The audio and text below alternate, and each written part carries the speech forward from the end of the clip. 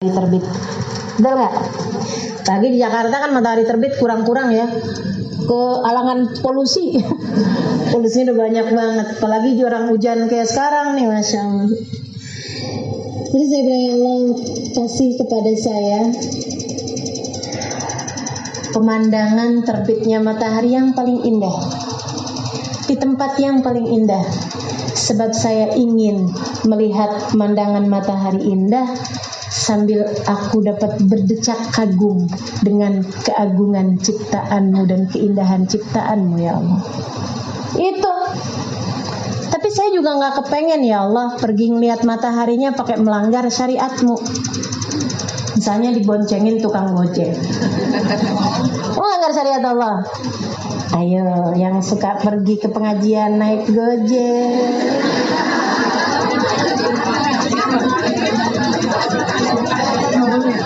Ayo. Kamu mau ngerjain taat, jangan lewat jalan yang melanggar syariat Allah. Saya mau lihat matahari terbit aja gak mau kok langgar syariat agama Allah. Masa yang mau ngaji malah pakai ngelanggar aturan agama Allah. Habis gimana dong Ustazah? Cari teman perempuan yang bisa nyetir mobil juga, nyetir motor juga. Cari ojek pangkalan, bilang bang, abang bonceng sama dia bang.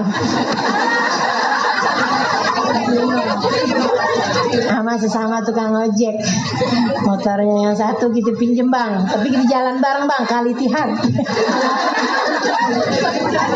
Usul yang bagus nggak? Nggak. Lupakan.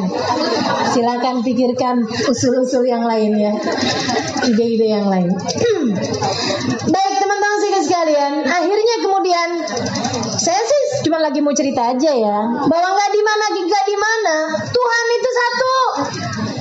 Nggak di mana, Allah juga yang ngatur semesta teman-teman sekalian. Jadi kalau ada apa-apa mintalah sama Allah.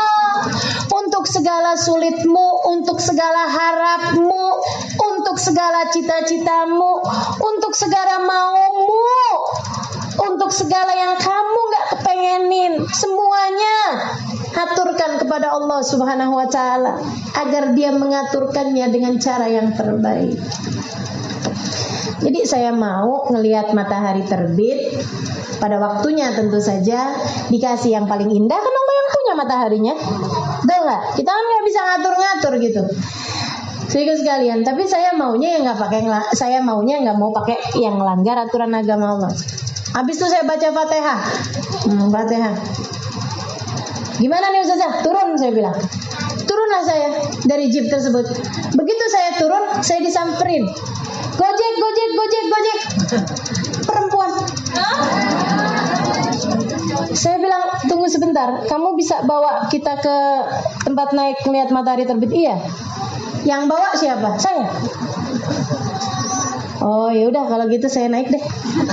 Ada yang perempuan lagi nggak? Enggak. Ya salah doa nih, tadi nggak itu kan. Kurang doanya, kurang. Mintanya buat saya doang. Jadi saya lihat yang barengan sama saya. Gak apa-apa nih. Ya gak apa-apa Ustazah. Gimana lagi? Duh, lupa nih. Jadilah saya diantarin sama perempuan tersebut. Dan itu subhanallah teman-teman saya sekalian, sampai dengan kami kembali pulang, masuk mobil itu lagi, tidak saya dapati satupun gojek perempuan kecuali dia. Kata teman gini, malaikat kali ya Ustazah. Tapi saya udah liatin tuh, kakinya napak, saya bilang.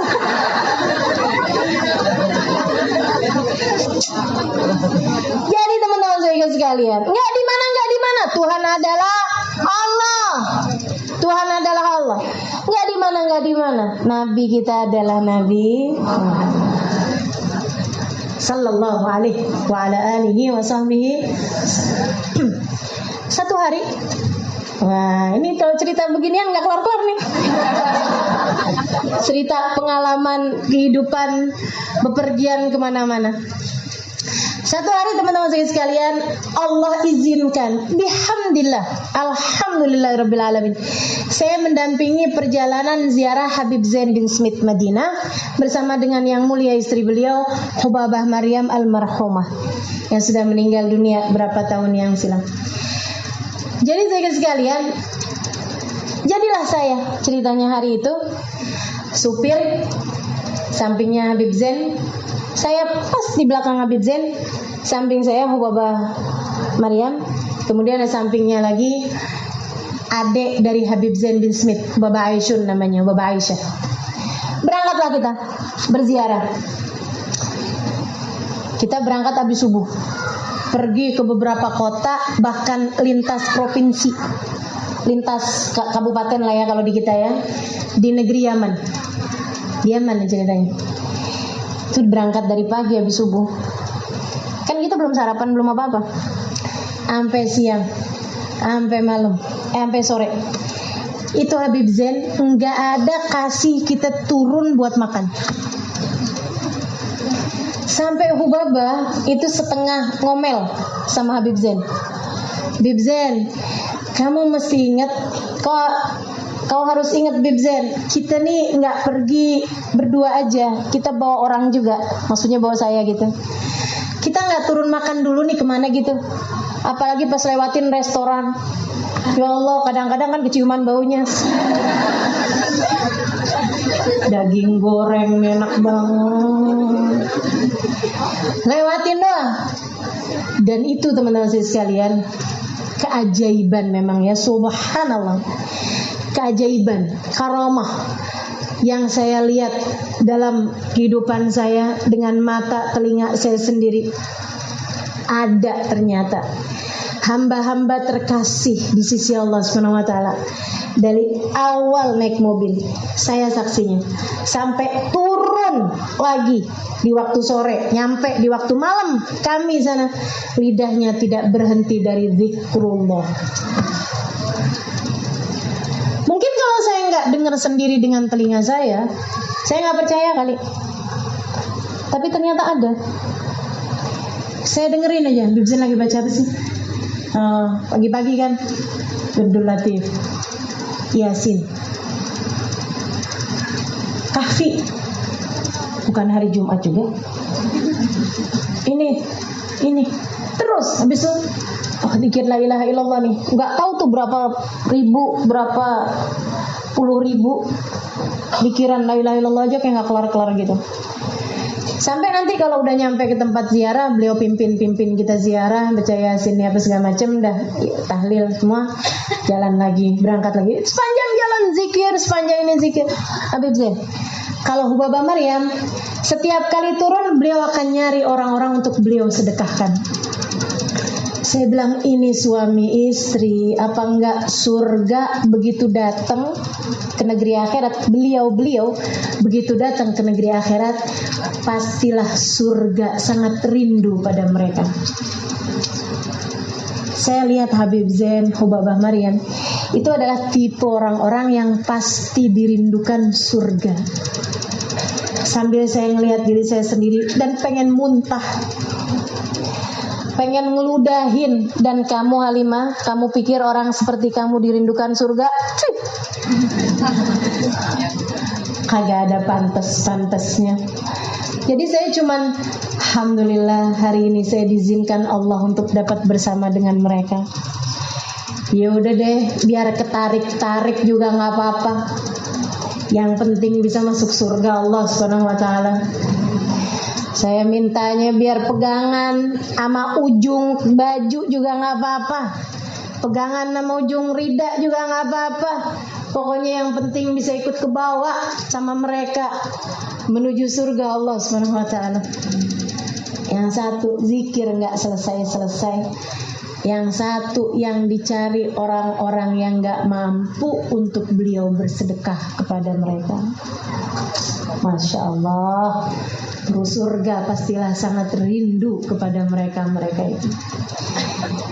Tapi subhanallah, kita nggak dikasih makan. Asli aja, lapar benar. Apalagi udah jam-jam 12, jam 1. Sampai Bapak nggak tahan, minta sama supirnya buat berhenti. Ini supir bingung aja. Berhenti nggak berhenti? Berhenti nggak berhenti? Terus ngelihat ada kayak warung gitu kan. Kata Bapak Maryam, berhenti di sini, berhenti. Kamu berhenti. Akhirnya berhenti juga dia. Babah keluar gitu kan, masuk lagi, bawa susu, ultra gitu loh, bawa makanan kecil-kecil, biskuit gitu, makanan kecil-kecil, beliau kasihin kepada saya. Ini Halimah buat ganjel, maaf ya nak. Saya bilang nggak apa-apa Babah. Udah, nggak dikasihnya makan sampai datang waktu maghrib. Jadi sekalian, itu daerah-daerah yang kami kunjungi, itu bahkan daerah yang listrik belum masuk. Hari itu kita pergi ke Amed, kita pergi ke Huraybah, kita pergi ke daerah-daerah pedalaman tuh ya, pedalaman sana, yang masih banyak perempuan-perempuan menggembala kambing naik keledai, yang masih banyak orang nyari-nyari air, ngambil air di sumur. Saya begitu ngelihatnya, kebayang ceritanya Nabi Musa yang ngelihat ada perempuan ngambil air. Nggak ingat juga, nggak apa-apa, ntar kapan-kapan saya bacain. Ada di Quran tuh. Ya, anaknya Nabi Allah Syuaib alaihissalam. Teman-teman saya sekalian, sampai udah kelar nih, datang maghrib. Begitu datang maghrib, Habib Zain langsung bilang berhenti di masjid situ pas adzan. Berhenti di masjid sini. Berhenti, Habib Zain turun. Saya sama Hubaba turun, sholat kami jamaah di masjid tersebut. Habib Zain sekalian juga sholat isya, kami diimamin Habib Zain. Habis selesai itu kemudian Habib Zain minta kita masuk ke mobil. Beliau sendiri nggak masuk ke mobil kita, masuk ke mobil beliau kemudian jalan kaki sama salah satu orang di situ. Teman-teman saya sekalian, masuk ke rumahnya disambut, masuk ke rumah orang disambut dengan gegap gempita. Yang punya rumah kemudian cerita sama kami. Yang punya rumah, yang perempuan cerita sama saya dan sama Babah Maryam, Habib Zain sama orang itu. Dia bilang tadi malam suami saya mimpi. Masaklah besok, ada yang bilangin sembelih kambing besok. Akan ada seorang ulama dan kekasih Allah bertandang di rumahmu dan mereka dalam keadaan lapar. Jadi ketika kami datang, gak lama kemudian datang daging panggang, nasinya, sambelnya, nggak pakai terasi, nggak ada terasi, lengkap tuh teman-teman saya sekalian. Masya Allah, luar biasa bener ya, Allah ya, nggak di mana, Tuhanmu adalah Allah, nggak di mana, Nabimu adalah Nabi Muhammad Sallallahu Alaihi Wasallam. Asal hatimu selalu bersama dengan Allah, asal hatimu selalu punya rasa cinta sama Nabi Muhammad alaihi salatu wassalam, Allah pasti akan berikan kepadamu nuzulan min indillah, jamuan-jamuan terbaik dari sisi Allah.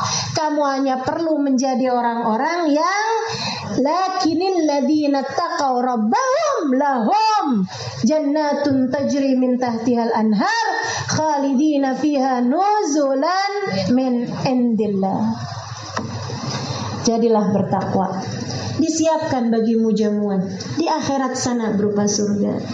Di dunia Allah aturkan jalan terbaik bagimu. Allah bilang dalam ayat yang lain, man yattaqillah yaj'al lahu makhraja wa yarzuqhu min haitsu la yahtasib wa man yatawakkal 'ala Allah fa huwa hasbuh. Siapa yang bertakwa kepada Allah, Allah akan berikan jalan keluar atas setiap permasalahannya dan akan dikaruniakan padanya rizki dari arah yang tidak disangka-sangka. Jadi kalau di Jakarta pakai abaya, begitu nyampe ke Bali, kamu kemudian pakai bulunya jin, pakai blue jean, ya, habis itu pakai t-shirt, pakai kaos ketat, tetap pakai kerudung kok, Ustazah, tetap pakai kerudung. Kenapa mesti ganti kostum gitu? Pakai sepatu bot gaya. Kagak ada pantes-pantesnya kita mah. Udah, nggak usah. Nggak di mana Tuhanmu sama juga, teman-teman saudaraku sekalian. Nggak apa-apa, nggak masalah.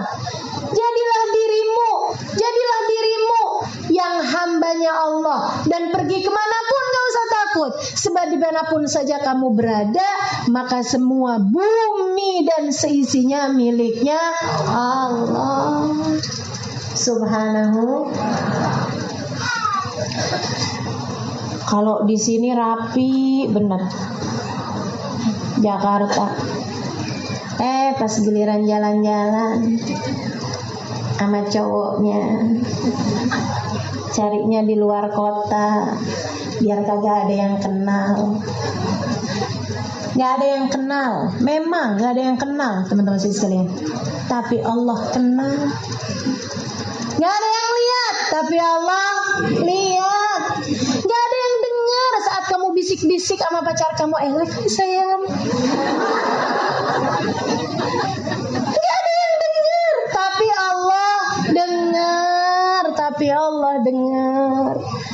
Mau berkhianat model apa kamu di atas muka buminya Allah Subhanahu wa ta'ala? Mau curang jenis apa kamu di atas muka buminya Allah? Mau selingkuh dari Allah Subhanahu wa ta'ala dengan cara model apa kamu? Dimanapun kamu berada, Allah jualah, Sang Maha Melihat lagi Maha Mendengar. Maka teman-teman saudariku sekalian, tetaplah jadi hamba Allah dimanapun saja kamu berada, insya Allah. Gitu. Itu katanya Allah Subhanahu wa ta'ala. Kalau sekedar cuma jalan-jalan ke sana kemari tapi nggak inget sama Allah, kalau kamu cuma sekedar jalan-jalan, beli tiketnya gampang karena kamu tinggal telepon, bahkan mungkin ada di antara orang-orang itu yang punya pesawat pribadi mau pergi kemanapun, ya nggak, dibukain semuanya, maksudnya pintu mobil dibukain, inian semuanya gitu dengan servis-servis yang bintang 5, teman-teman sekalian saya muliakan. Oke, itu semuanya bisa kamu beli, tapi tetap aja kata Allah Subhanahu wa ta'ala bilang mataun qalil, seneng ada senengnya, tapi dikit, aku kasihnya dikit kata Allah. Artinya kalau senengnya dikit, susahnya banyak. Kalau senangnya dikit, susahnya banyak. Tapi kalau orang bertakwa, Allah pasti akan berikan jalan keluar terindah baginya. Gak usah khawatir, Allah pasti akan berikan jalan terindah baginya, asal kita jadi hamba Allah yang bertakwa. Ya teman-teman sekalian, takwa jadikan jalan hidup kita. Takwa jadikan sebagai sesuatu yang harus kita tempuh di kehidupan kita ini. Kamu jadi istri, jadilah istri yang bertakwa, istri yang gak celelean sama laki-laki yang lain, istri yang gak cengengesan sama laki-laki yang lain, apalagi jika laki-laki lain tersebut adalah suaminya orang. Saya kemarin baca di truk,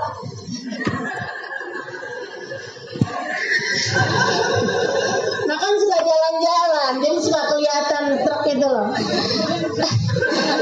Ada di belakang truk tuh tulisannya gini, jangan ngaku cantik kalau belum pacaran sama suami orang. Ya ampun, ya. Jangan ngaku cantik katanya kalau belum macarin suami orang. Kalau buat macarin suami orang nggak perlu cantik, betul nggak? Perempuan-perempuan jelek pun dirayu aja suami orang ini, nggak gampang tuh dirayunya tuh, gampang. Tapi justru yang benar-benar cantik, dialah pastinya perempuan yang paling bisa menjaga